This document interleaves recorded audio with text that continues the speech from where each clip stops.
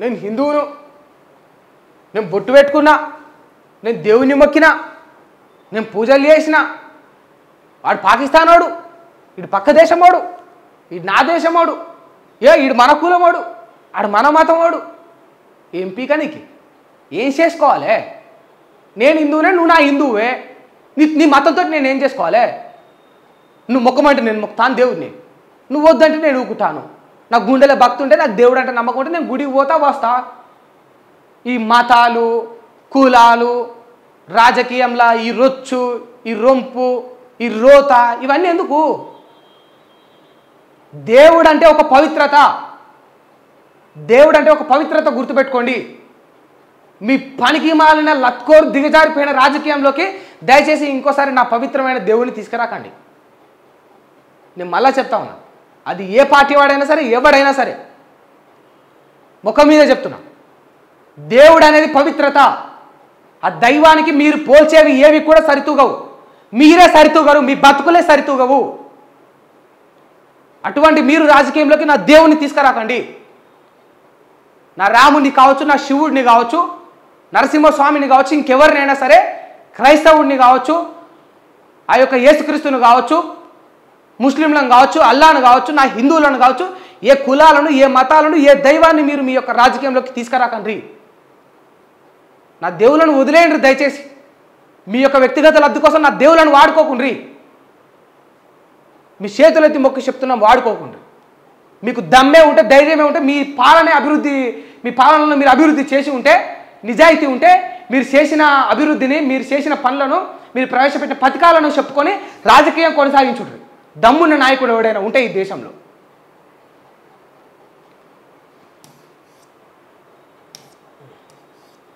అంటే ఇక దేవుడు, భక్తి అని గొప్ప గొప్ప మాటలు.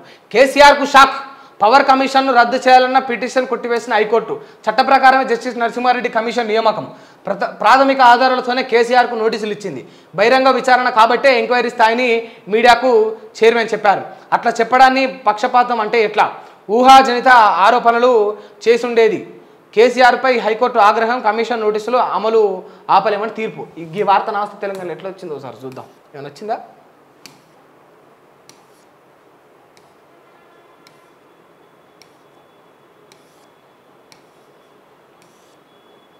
రాలే, దెబ్బ అలకే పడ్డదిగా, ఏలే. రైట్.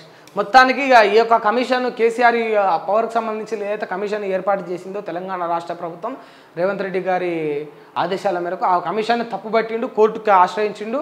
కోర్టులో ఆయన వేసిన పిటిషన్ను కోర్టు కొట్టేసింది.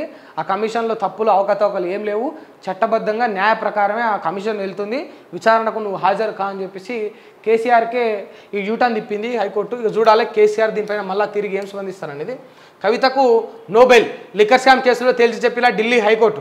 ఈడీ, సిబిఐ సేకరించిన ఆధారాలను తోసిపుచ్చలేం, మహిళ అయినంత మాత్రాన బెయిల్ ఇవ్వలేం. స్కామ్లో కవితనే కింగ్ పిన్ అని దర్యాప్తు సంస్థలు చెప్తున్నాయి.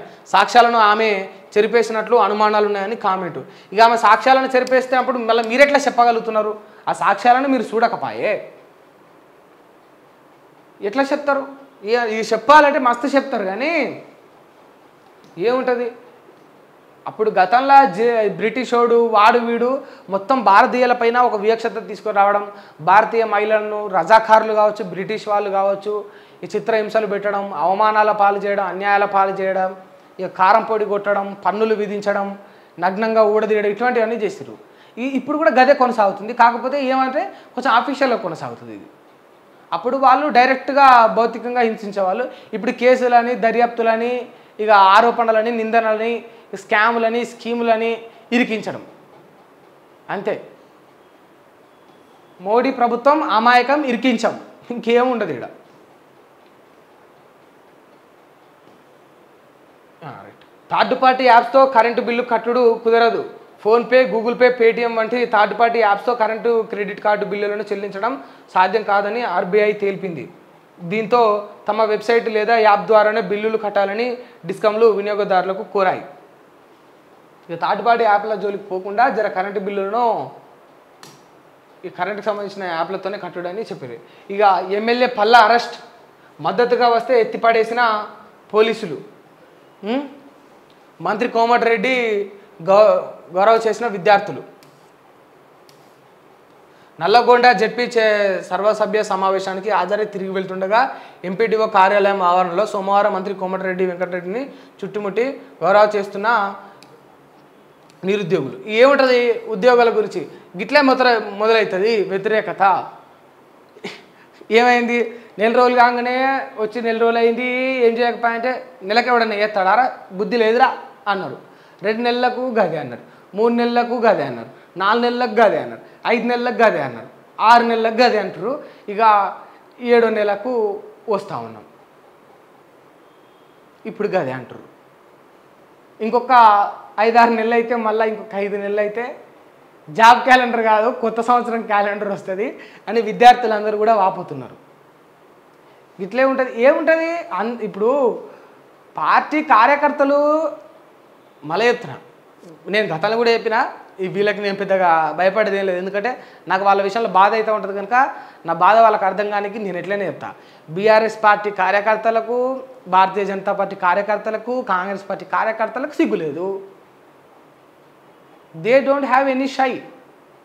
వాళ్ళకు లేదు సిగ్గు. సిగ్గు ఉన్న వాళ్ళు ఎవరైనా సరే తప్పు చేస్తే వాళ్ళ నాయకుడిని కూడా ప్రశ్నిస్తారు. వాళ్ళ నాయకుడు మంచి చేసినా తప్పు చేసినా నా దేవుడు మా నాయకుడు అంటే ఇక బొచ్చి చేస్తాడు. ఏం చేస్తాడు మీ నాయకుడు? నువ్వు వాడు ఏం చేసినా కూడా నువ్వు సంకనెత్తుకుంటున్నావు, నెత్తిన గుసబెట్టుకుంటున్నావు. నీకు 5వ 10వ పాడేస్తే నువ్వు సెట్ అనుకుంటాడు. ఇక నిజమైన కార్యకర్త అంటే పార్టీకి లాయల్గా పనిచేయడం అంతే. తప్పు చేస్తే ఆ పార్టీలోని నాయకుడు ఎంతటి వాడైనా కూడా ప్రశ్నించిన వాడు నిజమైన కార్యకర్త. ఆడు బీఆర్ఎస్లో ఉండని, బీజేపీలో ఉండని, కాంగ్రెస్లో ఉండని, ఇంకా ఏ పార్టీలో అయినా ఉండని తప్పును తప్పని చెప్పడమే ఒక కార్యకర్త యొక్క అసలైన డ్యూటీ. జస్ట్ ఇట్లా కండువా మెడకు కట్టుకో, ఇట్లా నెత్తికి కట్టుకొని, లేకపోతే ఈ మెడలో కండువా వేసుకొని ఈ చేతిలో జెండా పట్టుకొని జై జై జై జై అని ఇక ఉర్రున బండ్ల మీద తిరిగితే దాన్ని అనరు. దాన్ని అనరు. కార్యకర్తల యొక్క పనితీరని దాన్ని అనరు. అర్థమైందా?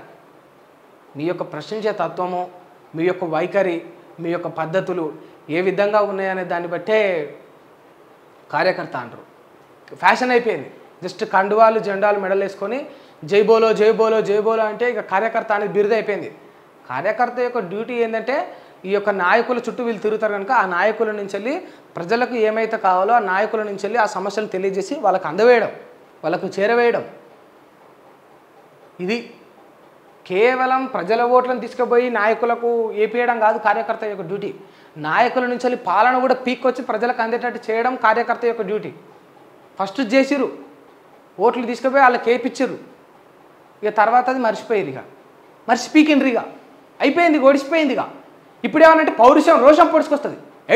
నువ్వు మా నాయకుని అంటావురా, నువ్వు మా అన్నని అంటావురా, మా అన్న కోసం నేను ప్రాణాలైనా ఇస్తారా, అవసరమైతే ప్రాణాలను తీస్తా కూడా రా.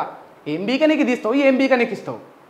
నీ అవ్వ కోసం ఏం బీక్తానో, నీ అయ్య కోసం ఏం బీక్తానో, పెళ్లి చేసుకుంటే భార్య కోసం ఏం బీక్తానో, కంచె పిల్లల కోసం ఏం బీక్తానో, తోడబుట్టిన అన్నల కోసం ఏం బీక్తానో, అక్కచెల్లెల కోసం ఏం బీక్తానో, నీ కోసం నువ్వేం బీక్తున్నావు? ఆడేవుడి కోసమో సస్తా సంపుతా అంటావు. ఏం తప్ప? ఎవరైనా అడిగితే తప్ప? మీ నాయకుని ప్రశ్నిస్తే చంపేస్తారే అంటారు, కొట్టేస్తా అంటారు, పోయి కొట్లాడతారు. ఓట్లు వేసేందుకు ఎందుకు, బిచ్చం వేసింది ఎందుకు? ఓట్లు పాలన చేయమనే కదా, ఏదో పీకమనే కదా. ఏం పీక్తలేరని ప్రశ్నిస్తే తప్ప? అంటే ఇది ఒక సందర్భం వచ్చింది కనుక చెప్తా ఉన్నా. బీఆర్ఎస్ కార్యకర్తలకు కూడా, బీజేపీ కార్యకర్తలకు కూడా అందరికీ వర్తిస్తుంది.